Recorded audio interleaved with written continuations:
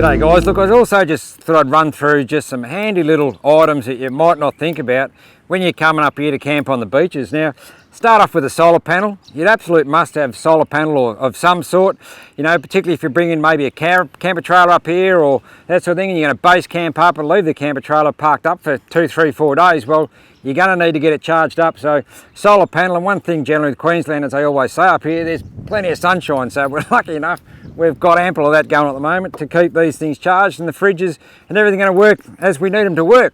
And then in the front here, there's just a range of different peg options. Now, just our standard traditional pegs that we normally use back in the high country, these metal pegs, you know, you bang them in the hard ground and they don't come out. But up here in the sand, they'll pull out really quite easily. So here's a range of pegs here. Now, these first few here, these are ones that Dave's got. You know, big, heavy duty sand pegs. Great idea. You bang those in, you know, holding up your awnings or, you know, your swags, your tents, whatever. They're not going to blow away when the winds do come up. And then this is another option here. This is a little one that I've got, and this one just screws into the sand, and when it's fully into the sand, it's pretty hard to get out. So there's just a couple of options there you might want to think about when you're coming up and grabbing some sand pegs somewhere along those ranges there.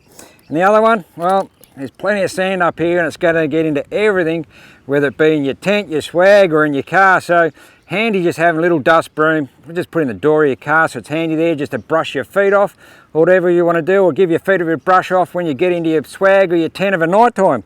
So get yourself a little broom. And then this one here is a great idea that, again, Dave's come along, being a local up here that does a lot of stuff on the beaches, is a lanyard for your car keys. You know, if you haven't got your car keys on your lanyard, you know, you drop them in the soft sands up here, maybe during summer when it's really, really soft, these keys are going to disappear in the sand in a heartbeat, and you're going to might struggle to find them again. Whereas if it's got a decent lanyard hanging off the end of it, well, you're going to find your keys very, very easily, whether it be your car or your camper trailer keys, whatever. That is a great idea as long as it doesn't get hooked up on all these pegs. So get yourself a good lanyard for your keys.